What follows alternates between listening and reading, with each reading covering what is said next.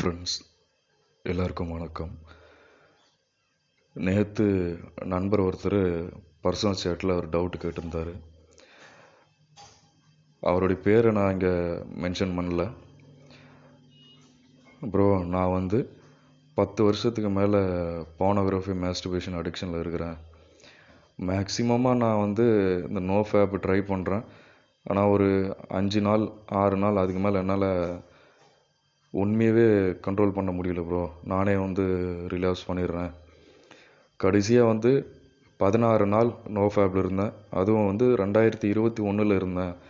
அதுக்கப்புறம் அந்த 16 நாளை கூட என்னால் ரீச் பண்ண முடியல. ஒரு 3 நாள் 4 நாள் அதுக்கு மேலே ரொம்ப சிரமமாக இருக்குது. என்னால் எதுவுமே பண்ண முடியல. இப்போது வேறு என்ன பண்ணுறது எனக்கு வழி தெரியல. இப்படியே அடிக்ஷன் லெவல் ரொம்ப அதிகமாக போயிட்டு நான் இப்போது ஆன்லைனில் கால் கேர்ள்ஸுக்கு கூகுள் பேயில் பே பண்ணி அவங்க அவங்களுடைய வீடியோஸு ஃபோட்டோஸு அனுப்புறது, இந்த மாதிரி நியூடு வீடியோ காலில் பேசி அதுக்கு பேமெண்ட்டு பண்ணி அது மூலிமா நான் மாஸ்டர்பேஷன் பண்ணிகிட்ருக்கிறேன். அந்த லெவலுக்கு இப்போ நான் வந்துட்டேன். நெக்ஸ்ட்டு நான் என்ன பண்ணுறது எனக்கு தெரியல.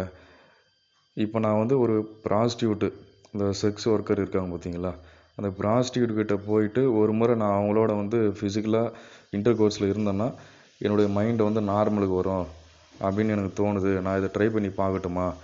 நான் இந்த மாதிரி செக்ஸ் ஒர்க்கர்கிட்ட போயிட்டு நான் செக்ஷுவல் ரிலேஷன்ஷிப் வச்சுக்கிட்டேன்னா அதுக்கப்புறம் என்னோடய மைண்டு நார்மலுக்கு நான் இந்த பான் மாஸ்டர்பேஷனில் அடிக்ஷன்லேருந்து வெளியே வர முடியுமா? இதை நான் பண்ணட்டுமா அப்படின்ற மாதிரி கேட்டிருந்தார். இது அட்வைசபிள் இல்லை. நான் நிறைய ஃப்ரெண்ட்ஸுக்கு நோ ஃபேப் பர்சனலாகவே கவுன்சிலிங் கொடுத்துருக்கேன். ஒரு 3.5 வருஷத்துக்கு மேலே நோ ஃபேப்பில் வந்துட்டுருக்கேன்.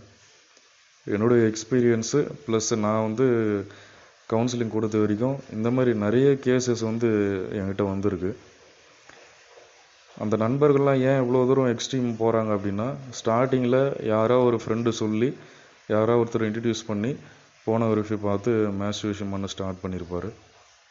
ஸ்டார்டிங்கில் பண்ணும்போது அவருக்கு ஒரு குற்ற உணர்வு இருக்கும். நாம் இது இனிமேல் பண்ணக்கூடாது, நாம் ஏதோ ஒரு விஷயத்தை வேஸ்ட்டு பண்ணுறோம், நாம் ஏதோ பெரிய மிஸ்டேக் பண்ணுறோம், நாம் டைமை வேஸ்ட் பண்ணிகிட்ருக்குறோம், எனர்ஜி வேஸ்ட் பண்ணுறோம், இனிமேல் இப்படி பண்ணக்கூடாதுன்ற ஒரு குற்ற உணர்வு அவருக்கு இருக்கும். அந்த குற்ற உணர்வுனால் என்ன பண்ணுவார், கொஞ்ச நாள் அமைதியாக இருப்பார். திரும்பவும் அந்த அடிக்ஷன் அவரை விடாது. திரும்பவும் ஸ்டார்ட் பண்ணி அப்படியே வீக்லி ஒன்ஸு, அப்படியே வீக்லி 3 டைம்ஸு 4 டைம்ஸு, அப்புறம் டெய்லியுமே பண்ணுற மாதிரி இருக்கும். ஒரு கட்டத்தில் அவருக்கு எல்லா பவுனுமே பார்த்துருவார். எல்லா ஸ்டைலு, எல்லா வெரைட்டி, எல்லா பொசிஷனு எல்லாத்தையும் பார்த்துட்டு அவருக்கு அதில் எவ்வளோ பார்த்தாலும் எரெக்ஷனே வராதுன்ற கண்டிஷன் வந்துடுவார். அவ்வளோ தூரம் அடிக்ஷனு போயிடுவார். அதுக்கப்புறமா தான் பசங்க இப்போ என்ன பண்ணுறாங்கன்னா, டெலகிராமில், இன்ஸ்டாகிராமில், இந்த மாதிரி சோஷியல் மீடியாஸில் கால் கேர்ள்ஸ்னு இருக்காங்க. அவங்களுக்கு இந்த மாதிரி கூகுள் பேயில் 10 நிமிஷத்துக்கு 200, 300, 500 வரைக்கும் பே பண்ணி அவங்களுடைய நியூடாக வீடியோ காலு, ஃபோட்டோஸு இதை பார்த்து இது மூலிமா அவங்க எரெக்ஷன் அவங்களுக்கு டெம்ப்ட் ஆகி மாஸ்டர்பேஷன் பண்ணிகிட்ருக்காங்க. இதுலேயுமே இதுக்கு முன்னாடியே ஒரு கேஸ் இந்த மாதிரி வந்தது. ப்ரோ, நான் இந்த மாதிரி தான் பண்ணிகிட்ருக்கேன், நான் வேலைக்கு எதுவும் போகல, காசு எப்படி ப்ரோ உங்களுக்கு அப்படின்னு கேட்கும்போது, பேரண்ட்ஸ் எனக்கு 1000 ரூபாய் பாக்கெட் மணி கொடுப்பாங்க மாதத்துக்கு. அந்த 1000 ரூபாயும் நான் 2-3 நாள்லேயே இந்த மாதிரி கால் கேர்ள்ஸுக்கு, இந்த மாதிரி ஆன்லைன் ப்ராஸ்டியூட்டுக்கு ஜிபே பண்ணி நான் வேஸ்ட் பண்ணிவிடுவேன். அதுக்கப்புறம் என்னுடைய ஃப்ரெண்ட்ஸுக்கு ஃபோன் பண்ணி இந்த படிப்புக்கு தேவைப்படுது, புக்கு வாங்கணும், நோட்ஸ் வாங்கணும், காலேஜ் ஃபீஸ் கட்டணும், அந்த மாதிரி 500, 1000 கொடுங்கன்னு கேட்டு கடன் வாங்கி நான் இந்த மாதிரி திருப்பியும் அந்த மாதிரி ஆன்லைனில் காசு அனுப்பி அது மூலிமா மாஸ்டர்பேஷன் பண்ணிகிட்ருக்கேன் ப்ரோ, என்னால் வெளியே வர முடியல அப்படின்னு இதுக்கு முன்னாடி ஒரு கேஸ் வந்தது. அவர் நான் கவுன்சிலிங் கொடுத்து ரெடி பண்ணியிருந்தேன். அதே போல் இவரும் இப்போ சொல்லியிருக்காரு. இது போனோகிராஃபி மாஸ்டர்பேஷன் பார்க்குறதே பெரிய அடிக்ஷனு. அதுலேருந்து நெக்ஸ்ட் லெவல் எக்ஸ்ட்ரீம் போகிறது இந்த மாதிரி கால் கேர்ள்ஸு இந்த மாதிரி பண்ணுறாங்க. இதுலேயே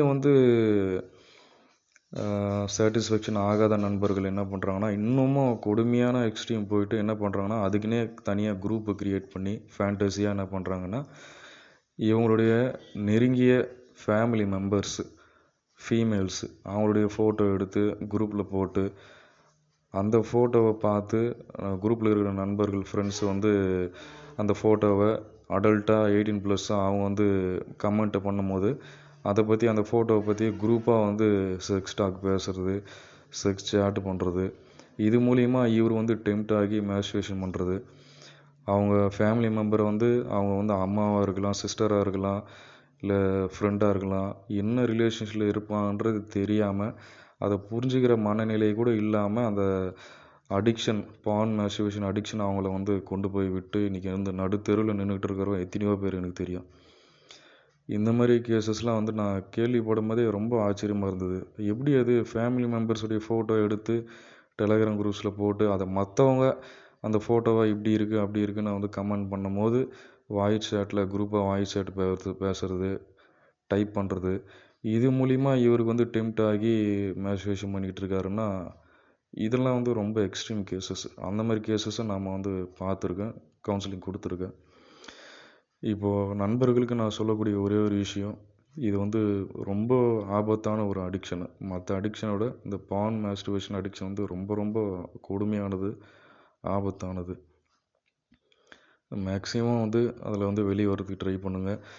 இப்போது பான் மேஸ்டர்பேஷன் அடிக்ஷன்லேருந்து வெளியே வரதுக்கு இந்த ப்ராஸ்டியூட் வந்து ஹெல்ப் பண்ணுமா, இந்த ஐடியா ஹெல்ப் பண்ணுமா அப்படின்னு கேட்டால் 100% கிடையாது. இந்த மாதிரி வந்து நிறைய நண்பர்கள் வந்து இந்த மாதிரி நினச்சிட்டு இருக்காங்க, நான் வந்து ப்ராஸ்டியூட்டு போனால் நான் வந்து ரெக்கவரி ஆகிடுவேன் அப்படின்னு நினைக்கிறாங்க. அது 100% வந்து ஒரு தவறான சிந்தனை. இந்த மாதிரியான விஷயங்கள், இந்த போதையான விஷயங்கள் எப்போவுமே பார்த்தீங்கன்னா உங்களை மேலும் மேலும் அதில் ஈடுபடுத்துறது தான் பார்க்குமே தவிர உங்களை வந்து ரெக்கவர் பண்ணி வெளியே கொண்டு வராது. நம்ம குரூப்லேயே வந்து நிறைய நண்பர்கள் எனக்கு வந்து பேசியிருக்காங்க. போன வருஷங்களில் நிறைய பேர் கவுன்சிலிங் கொடுக்கும்போது அவங்க சொன்னது, அவங்களுடைய பேரை நான் மென்ஷன் பண்ணல.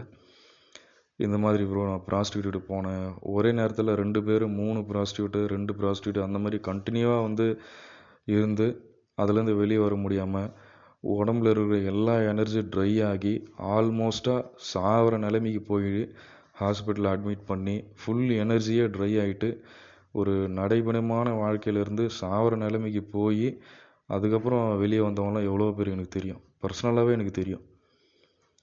இந்த மாதிரி அந்த ஏஜில் 17, 18, 19, 20 இந்த வயசில் இந்த கண்ட்ரோல் இல்லாமல் வேறு வழி தெரியாமல் 500, 1000 பே பண்ணி ப்ராஸ்டியூட்டு போய் அவங்களோட செக்ஸ் பண்ணிவிட்டு அதுலேருந்து வெளியே வந்துடலான்னு நினச்சி இன்னும் வந்து ட்ராப்பில் மாட்டி தொடர்ந்து அதுலேயே வந்து இன்வால்வ் ஆகிட்டு உடம்பு ஃபுல்லாகவே ட்ரைன் ஆகி ஃபுல் எனர்ஜியை ட்ரை ஆகி ஜீரோவுக்கு வந்து ஹாஸ்பிட்டலில் சீரியஸ் கண்டிஷனில் போயிட்டு ஹாஸ்பிட்டலில் அட்மிட் பண்ணி இந்த மாதிரிலாம் வந்து சாக வேண்டியது. கடைசி நேரத்தில் எப்படியோ இறைவனோட ஆசீர்வாதத்தால் உயிர் பழிச்சு இன்றைக்கி வந்து வாழ்ந்துட்டு இருக்காங்க. அதனால் இந்த மாதிரி ஐடியா இருக்கிறவங்க தயவுசெய்து விட்டுருங்க. ஏற்கனவே பான் மேஸ்டர்பேஷனில் எல்லாத்தையும் இழந்துட்டீங்க, இப்போயே ஒரு ஆல்மோஸ்ட்டாக ஒரு நடைபெண வாழ்க்கையை வாழ்ந்துட்டுருக்கீங்க. இன்னமும் நான் ப்ராஸ்டியூட்டு போனால் நான் ரெடி ஆகிடுவேன், ரெக்கவரி ஆகிடுவேன் அப்படின்னு நினச்சி போனீங்கன்னா அது ஆல்மோஸ்ட்டாக உங்களுக்கு வந்து டெத்து தான். அது எந்த வித மாற்று கருத்தும் இல்லை. ஒன்று டெத் ஆவீங்க, இல்லைன்னா அந்த டெட் எண்டு, உயிர் வாழறதை விட சாவறதே மேல், அந்த நிலைமையில் வாழ்ந்துட்டுருப்பீங்க. இது வந்து நான் கண்கூடாக பார்த்துட்டேன், நிறைய நண்பர்கள் வந்து நேரடியாகவே பார்த்துட்டேன் அந்த மாதிரி. அதனால் சொல்கிறேன், தயவு பண்ணி இந்த மாதிரி மிஸ்டேக்ஸை பண்ணிடாதீங்க.